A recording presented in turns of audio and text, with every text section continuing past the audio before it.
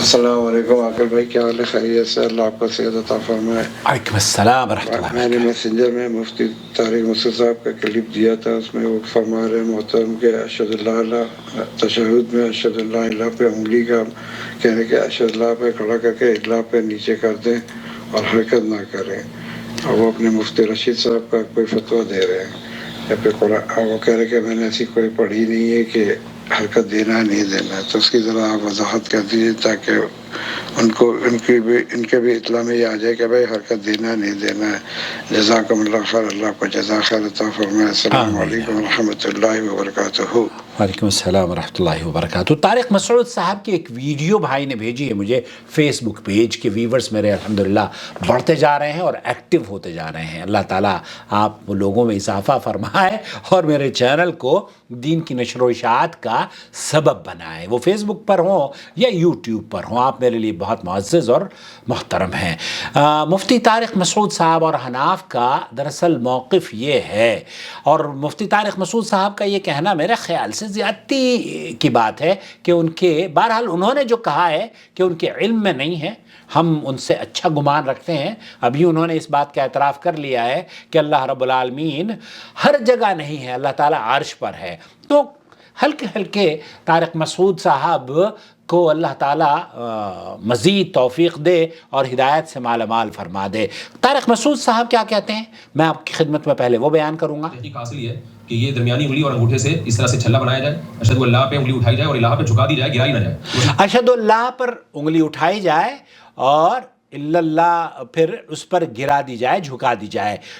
مفتی طارق مسعود صاحب کا موقف یہ ہے کہ اشہد اللہ جب پڑھی جائے، جیسے کہ میں جب دیوبندی تھا تو میں اشہد اللہ اور پھر اس طرح سے ایک مرتبہ اٹھاتا تھا اور ایک مرتبہ گرا دیتا تھا۔ تو مفتی طارق مسعود صاحب یہ کہہ رہے ہیں کہ یہ گرانا نہیں ہے بلکہ اس کو تھوڑا سا اٹھائے رکھیں۔ چلیے یہاں تک تو یہ آ گئے ہیں کہ اٹھائے رکھیں، اس کو گرائے نہیں۔ بہرحال آپ یہ جاننا چاہ رہے ہیں کہ یہ اشہد اللہ پر اٹھانے کی میرے علم میں اللہ گواہ ہے، میں دیوبندی رہا ہوں اور دیوبندیوں کی بہت ساری کتابیں میری الماری میں بھری پڑی ہیں، نماز کی کتابیں بھی جو کہ اہل حدیث کے خلاف انہوں نے لکھی ہیں، لیکن کوئی بھی صحیح اور صریح روایت اس ضمن میں کسی نے بھی پیش نہیں کی ہے، بلکہ دارالعلوم دیوبند کا فتویٰ موجود ہے، بنوری ٹاؤن کا فتویٰ موجود ہے، دیگر علماء کے فتاوی موجود ہیں، اور جیسے یہ رشید صاحب کی گفتگو کر رہے ہیں مفتی طارق مسعود صاحب، اسی طریقے سے انہوں نے بھی در مختار اور شامیہ اور نہ جانے کن کن چیزوں کا حوالہ دیا ہے، لیکن کسی بھی فتوے میں اس ناچیز کو حدیث نہیں مل پائی ہے۔ حدیث کے الفاظ سے اگر آپ مجھے اجازت دیں تو میں آپ کو حدیث بھی سنواؤں گا، اور پہلے جو شیخ عبدالعزیز بن باز سے پوچھا جا رہا ہے وہ آپ کی خدمت میں پیش کروں گا۔ ہر آدمی اپنی طریقت کے مطابق حرکت دیتا ہے تشہد میں بیٹھ کر نماز میں۔ یرفعہ مرۃ واحدہ، جیسے احناف اٹھاتے ہیں، ومن يرفعها مرتين، ومن يرفعها مرتين، جیسے کہ طارق مسعود صاحب کہہ رہے ہیں کہ اشہد اللہ پہ اٹھا لو اور الا اللہ پہ اسے نیچے کر لو، لأنه يقول إنهما شهادتان، کیونکہ ان کا ماننا یہ ہے کہ یہ شہادت کا ہم اشارہ کرتے ہیں۔ ومن يبقى يحرك إصبعه إلى نهاية الصلاة الإبراهيمية، اور بہت سارے لوگ ہیں جو کہ درود ابراہیمی پڑھتے ہیں، اس تک جب تک کہ وہ ختم نہیں کر لیتے تو پڑھتے رہتے ہیں، حرکت دیتے رہتے ہیں۔ أرجو أن تتفضلوا بإجابتي على الصحيح أم مجھے براہ کرم اس بات کی صحیح رہنمائی فرما دیجئے، الجميع صحيح؟ کیا یہ سارے کے سارے صحیح ہیں یا ان کوئی خاص طریقہ نبی کریم صلی اللہ علیہ وسلم سے ثابت ہے؟ جزاكم الله خيرا. جزاکم اللہ خیرا۔ السنة والإسلام التشهد. یہاں تشہد میں انگلی کا اٹھانا سنت سے ثابت ہے، تشہد الاول ہو یا پھر تشہد الثانی ہو، التشهد الأول والآخر، من أول التحيات إلى النهاية. من اول التحیات الى النہایہ۔ یہاں شیخ بن باز مفتی مملکت سعودی عرب یہ فرما رہے ہیں مفتی طارق مسعود صاحب کو اس بات کا علم ہے، لیکن وہ چونکہ مقلدین کا ایک دائرہ رہتا ہے، وہ اس دائرے سے نکلنے کے لیے بعض مرتبہ جیسے اللہ کو حاضر ناظر ماننے کا مسئلہ ہے تو اس دائرے کو انہوں نے چھوڑ دیا ہے، اندھی تقلید کو چھوڑ دیا ہے، اس پر قابل مبارکباد ہیں وہ۔ وإصبعه مرفوعا.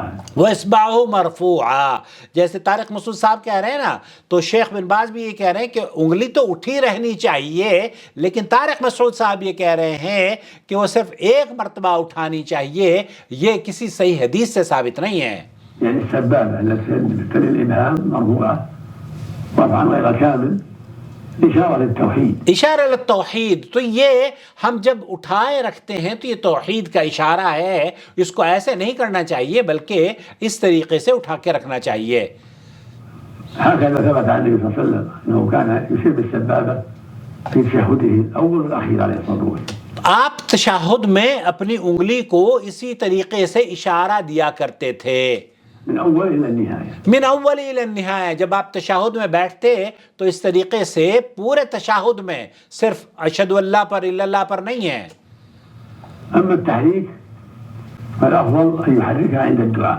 تو تحریک کے بارے میں شیخ بن باز یہ فرما رہے ہیں کہ جب آپ دعا کہتے ہیں نا، جیسے اللہم صلی علی محمد وعلی آل محمد کما صلیت علی ابراہیم وعلی آل ابراہیم انک حمید مجید، اللہم بارک علی محمد، اللہم انی ظلمت نفسی فاغفر لی، اور اسی طریقے سے ربنا آتنا فی الدنیا، یہ جو دعائیہ کلمات ہیں اس پر آپ اللہ رب العالمین کے اس انگلی کو حرکت دیجئے، اللہم اغفر لی، اللہم آتنا فی الدنیا حسنہ، اللہم اعنی علی ذکرک و شکرک و حسن عبادتک۔ پھر اس دعا کو خفیف اٹھاتے ہوئے آپ دعا کے ساتھ اٹھاتے رہیے۔ تو ہمارے ہاں چونکہ لوگ نماز احناف کے یہاں بڑی تیزی سے پڑھی جاتی ہے تو وہ درست نہیں ہے بہرحال، اور چند احادیثیں بھی میں آپ کی خدمت میں پیش کرتا ہوں۔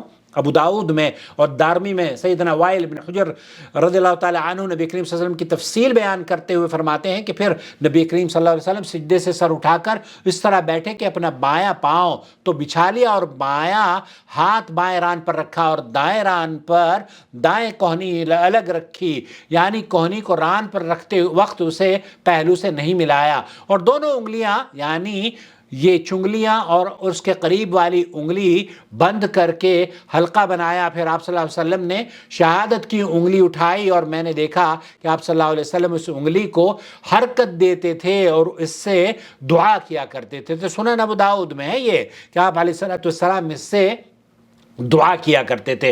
اور صحیح مسلم کے اندر جو حدیث ہے وہ ہے عبداللہ ابن عمر رضی اللہ تعالی عنہما فرماتے ہیں کہ امام الانبیاء صلی اللہ علیہ وسلم جیسے ہی تشہد یعنی اتحیات میں بیٹھتے تو اپنا بایاں ہاتھ اپنے بائیں گھٹنے پر رکھتے اور اپنا دایاں ہاتھ داہنے گھٹنے پر رکھتے اور اپنا داہنا ہاتھ مثل عدد تو اس طریقے سے بناتے اور پھر بند کر کے شہادت کی انگلی سے اشارہ فرمایا کرتے تھے۔ اور ایک روایت میں یہ الفاظ بھی کہ جب آپ علیہ السلام نماز کے قاعدے میں بیٹھتے ہی دونوں ہاتھوں کو اپنے گھٹنوں پر رکھ لیتے اور دونوں داہنے ہاتھ کی اس انگلی کو جو انگوٹھے کے قریب ہے شہادت کی انگلی یعنی کہ شہادت کی انگلی اٹھاتے اور اس کے ساتھ دعا مانگا کرتے تھے۔ تو صحیح مسلم کے اندر، صحیح بخاری، صحیح ابو داؤد کے اندر یہ روایات موجود ہیں۔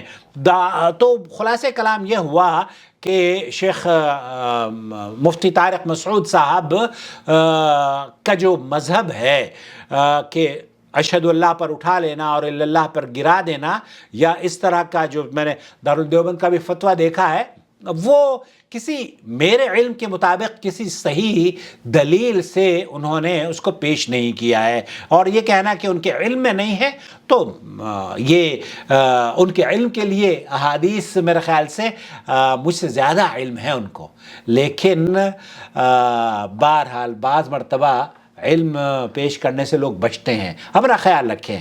اللہ ولی الذین آمنوا یخرجهم من الظلمات إلى النور والذین كفروا أولیاؤهم الطاغوت یخرجونهم من النور إلى الظلمات أولئك أصحاب النار هم فيها خالدون۔